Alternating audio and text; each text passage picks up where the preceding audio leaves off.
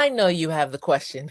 And the question is this: what really separates leaders who rise to the C suite from those who just plateau? It's not just talent, it's not just timing.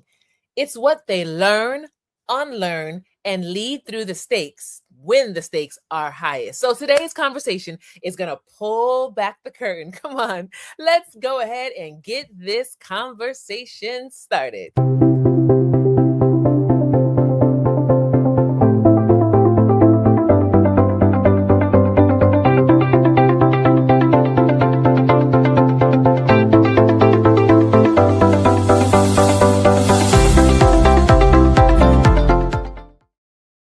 Welcome to Transformation Station, where growth meets real life momentum. Today's episode is all about lessons from the C-suite, the kind of leadership insights you don't find in a job description or a strategy deck, but you only learn this and earn it through experience, pressure, and responsibility. I'm super excited about our guest today.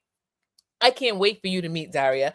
But before you do, I want to just share a few things with you quickly. Number one, I want to remind you, don't miss one single episode of Vital Conversations here at Transformation Station. Every Monday and Wednesday, you can join us on YouTube and Facebook and LinkedIn and all your favorite podcast platforms. So be sure to tune in and continue to grow with our leadership community. And for all the women leaders out there, I want to remind you, April 13 to 16, 2026, we're going to have our second virtual conference. Listen, there were over 400 of us that registered and attended that first conference that we had in January. Well, guess what? In April, it is time for round two. And this one is Lead Her Shift Adjustment. We're going to talk about how, as a leader, you don't stop and quit or start over. You just make some simple adjustments to continue moving forward in your journey. So be sure to join us. Well, it's time for us to get started. So let me tell you about Daria.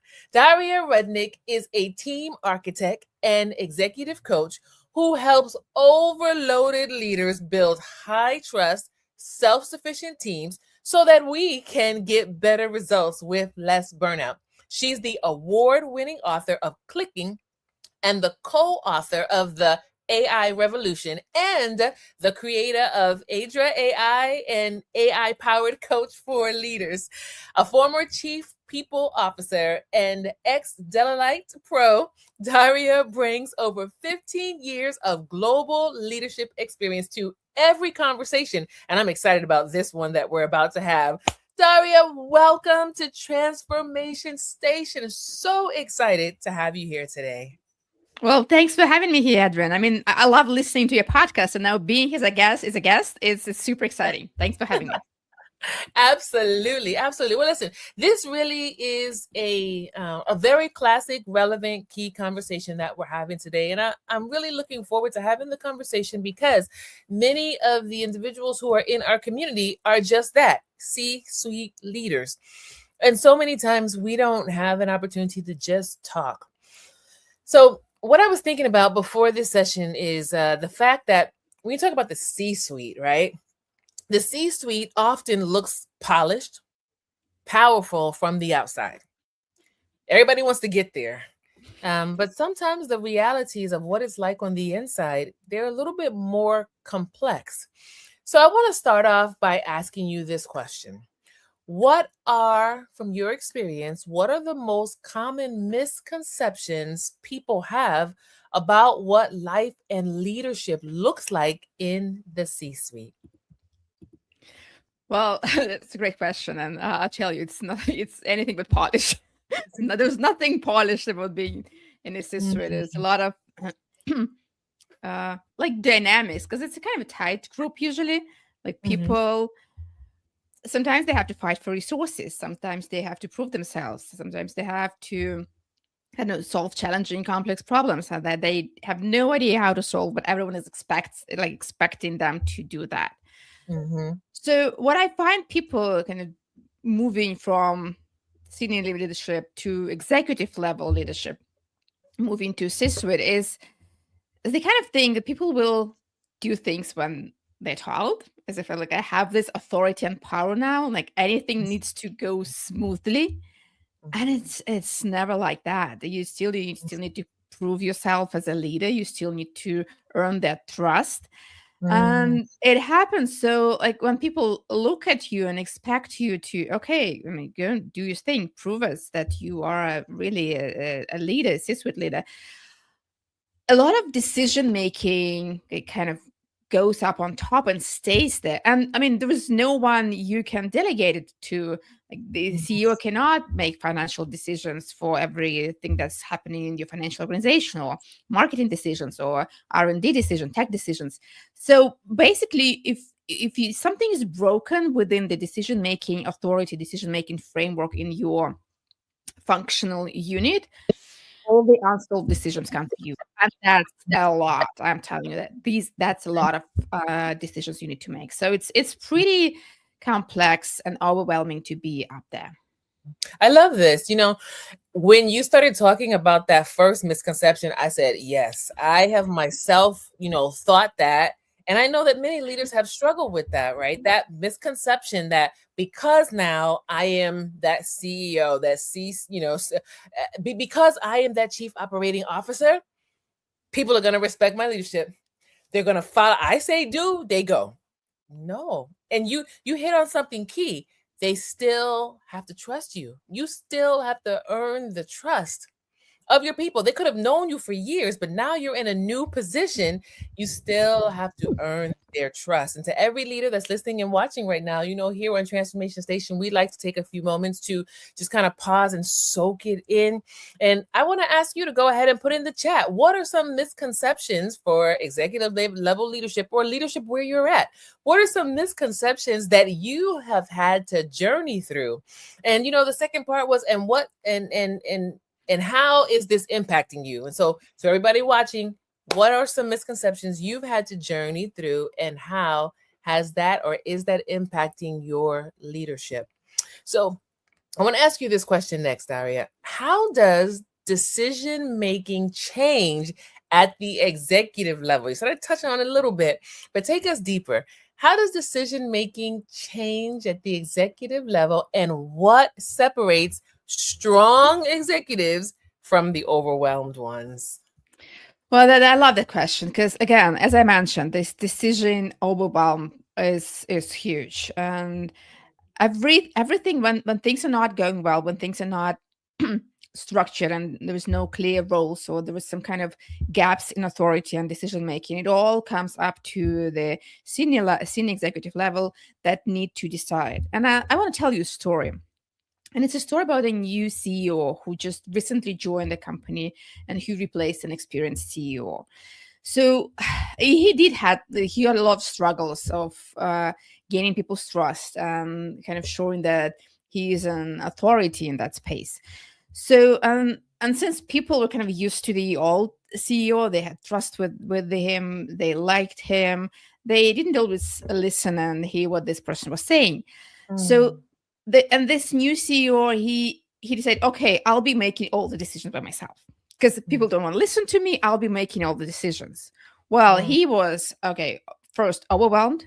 Second, mhm, the board was not happy because those not all the decisions were good. Some of the decisions were kind of not really good because he didn't ask the product managers, he didn't ask the sales executives. He made them by himself because he thought that's how he's going to prove it. So mm, things started to change only when we got together as a team, and I helped them have this conversation between this new CEO and this team. Okay, what are your expectations? What are the roles in this on this team? What do you want to achieve together? What's your overall big goal for you as a team and for the organization? And once they started to have that conversation, they started to build this trust. And mhm, when they clarified the roles, it was clear that those are decisions for the chief product officer, and those decisions are for the chief commercial officer, and not for the CEO. So mm. that really helped move organization forward, create a sales strategy, start getting new clients and new leads. And but before that, it was just a mess. Mm. And, you touched on something, when we talk about strong executives and overwhelmed executive. So I think about that word overwhelmed, right? When it comes to leadership, you're going to have challenges. I try to remind myself all the time, like that's a part of the territory, right? You are in a position for leadership because you have proven that over time you have gained skill sets to weather the storm. So to think that now you're in that C-suite, that there's not going to be challenges or hard times, no, that's not the case. But what keeps us from being overwhelmed, is a couple of things. And one of the things that I love that you talked about was this, and it's in different words, but strong executives make fewer higher impact decisions, and they resist urgency without alignment. You know, and you talked about not making decisions alone. Talk about that executive who said, I'm gonna make all the decisions. Listen, I've learned over the years, there's a phrase that says there's no I in team. Even if you are the leader, you're still leading a team, whether it's 2, 3, or 100, right? There's no I in team. And strong executives realize it's not your job to make all the high impact decisions for everybody and then just hand out what's going to happen. No. And I think about leaders that I respect, Daria. They're the ones that I see, even if on the inside they're quaking with fear, outwardly they give me kind of like a psychological safety by remaining calm as we're working through it, right? They resist being urgent without alignment. What do you think about that? That's true. That's so true. And again, there is a sort of narrative of being a heroic leader, a leader who saves it all, who needs to have all the answers, who need to support the team. I mean, you don't have to be that person. It's impossible because the world is so complex and it's changing so fast. No single individual can solve it all. So, like, build the team that you can trust, and Mm. have relationship with your team so that you don't have to pretend. You can get together and say, hey, we don't have an answer to this question, let's figure it out together. Hey, we don't Yes. know what's going to be next, well, let's prepare for the unknown. And kind of having that team and building that team that will support you as a leader is the Yes. first and most important thing you need to do, because otherwise you'll just break. Yeah, and we see that all the time, right? And so, listeners and viewers, we have a best practice for you here. Best practice: create decision filters. High performing executives use decision filters. You heard Daria talk about asking questions, a short set of questions that guide every major choice. And I've found over the years, Daria, that when as a leader I stop to ask questions, I get more clarity. Sometimes we think we know what's really going on and we don't, right? But when you ask questions, you really get an opportunity to really know what it is that you need to focus on, what is priority. So I want to ask you this question: what advice do you have, okay, for those introverted professionals, right, the quieter ones, who at the same time want to increase their influence and visibility without becoming someone that they're not? Oh, I love that question. I know that it is troubling for some leaders who want to be Mm. seen, who want to create an impact, and it's not just because they want to be seen and kind of, okay, here I am. They want to create impact, and they know that without this visibility, they cannot really do something meaningful. Well, the biggest misconception here is that we kind of assume that all the visibility happens during meetings. So what people do, they kind of try to be the loudest person in the room and say something during the meeting so that they are heard. But like, the real work and the real connection happens in between. So especially that works perfectly for introverts. So when you got an invitation for a meeting, reach out to the organizer and say, hey, like, what kind of impact do you want from me? What can I bring to the conversation over there? How can I prepare better for? Or here are some ideas that I want to Mm. share during the meeting. What do you think of them? You can also reach out to some of the decision makers that will be present at this meeting and then kind of brainstorm and share some of your ideas with them. Why is it important? Because first of all, you know that what you're going to share is valuable, so you don't share any kind of BS at the meeting. The second, those people are prepared to hear your story. They expect you to say something, and they will Mm. support you because you thought it with them, and they supported your ideas, and they helped you shape it. So Mm. they'll support you during the meeting. Mm. Then during the meeting, you can share that. And let's say you didn't have a chance to do that, there's always a follow-up. But there Yes. was a meeting, you have some additional information, you have some ideas, you have some questions, reach out to those people, ask those questions, give Mm, them some information and support, keep this conversation going and those relationships developing. So it doesn't mm, have to be packed into like 1 hour conversation when everyone was trying to say something. Like mm, spread it around. You mm, have the whole, I mean, work day or work weeks to do that. mm. And I'm thinking as you're talking, in order to do that as the leader, you have to make yourself accessible to your people, right? Doesn't mean that they, can just walk in your office at any point, but there should be touch points. I like what you're saying, touch points throughout the day where the people know they'll have an opportunity to share an idea, pass a word, get to know you in a different way, right? You kind of show that human factor so that you can build that relationship. The other thing that I got from what you were talking about just now is stop trying to be indispensable, start becoming scalable, right? There's a leadership principle that says executive leadership is less about being essential. It's all about me. Everybody needs me in order for this to run, and more about building something that works without you. Daria, I recently had a situation where I had to go away from my office for a couple of days. We had some critical things that were going on, and I had a decision that I realized when the next day started and I wasn't there. I had a decision that I was going to make. Was I going to be emailing and calling my people, are you doing this? Or was I going to step back and give them an opportunity to put into practice all the things that we had already trained on, that they knew how to do? And I had a mentor that said the way you know you're leading is when your people are able to carry on and you're not there. So true. Yeah. To every leader that's listening and watching right now, again, I invite you. Here we like to take out our notes and make notes and take. I want to invite you to remember what Daria has been sowing into us. You are the leader. You are the leader, but you don't have to be in control of everything, right? And so we invite you to just let this be a moment and pause and do some reflection. So, Daria, from your experience, right, what is the biggest leadership lesson you learned once you entered the C suite that you wish that you had understood earlier in your career?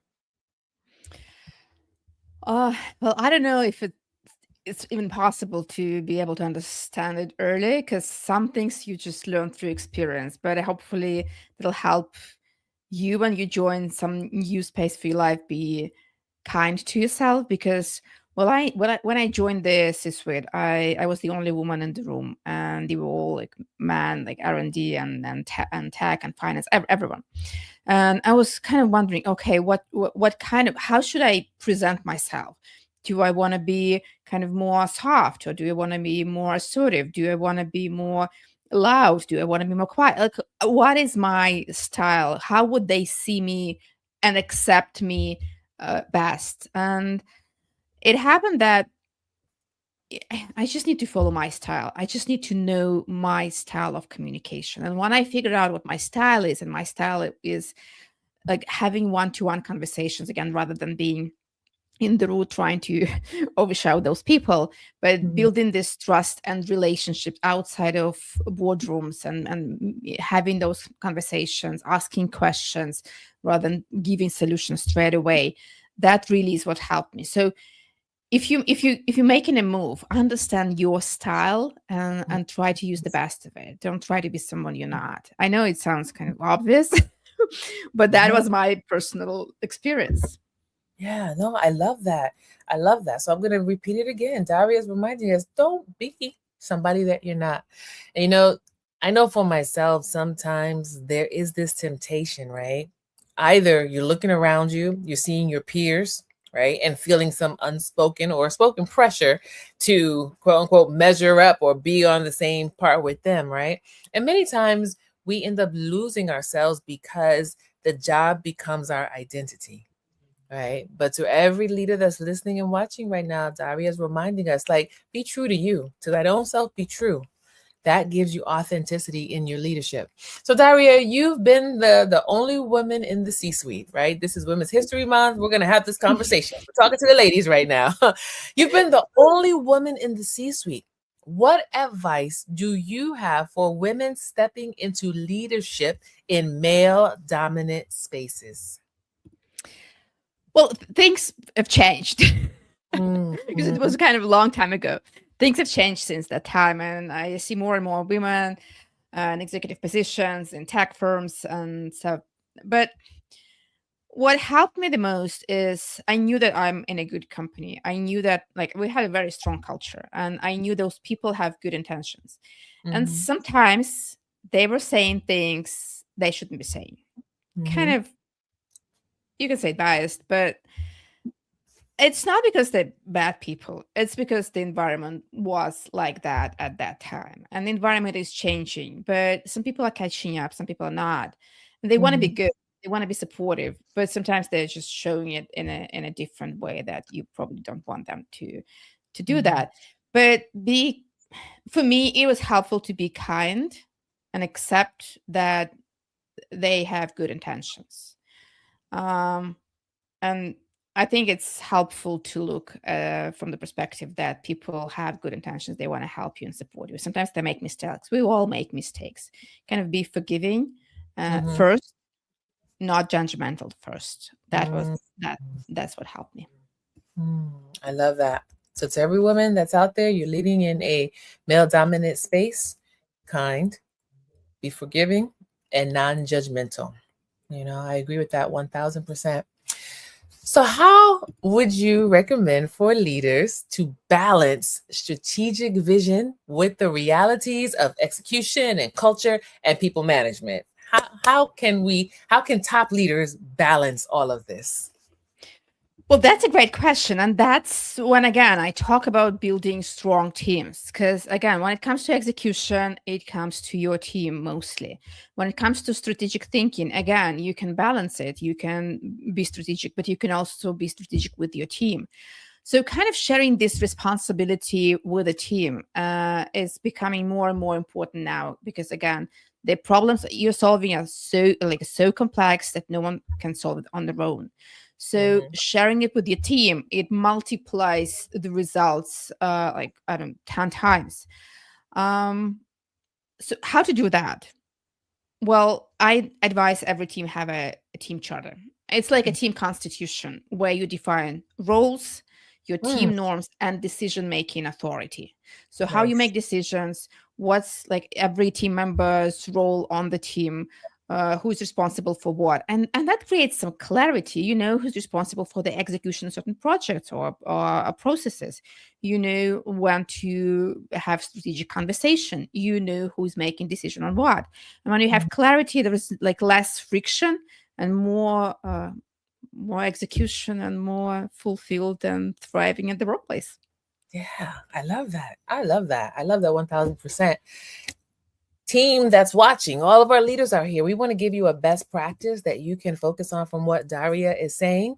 Regularly connect strategy, culture, and execution in the same conversation, right? Don't make it seem like they're all separate things, but find a way to connect, weave, and flow so that the team sees that this is the foundation that we're all just operating on. Fantastic. So I want to ask you this question. How can leaders design team rituals and meetings that actually energize people instead of draining them? Oh, that's meetings are huge, huge. If you can change something on your team to make it work better, change the way you hold your meetings. So Mm, we all know the rule: no agenda, no meeting. No one mhm, follows this rule. mhm, Why? I guess because it takes some time to think of it and prepare.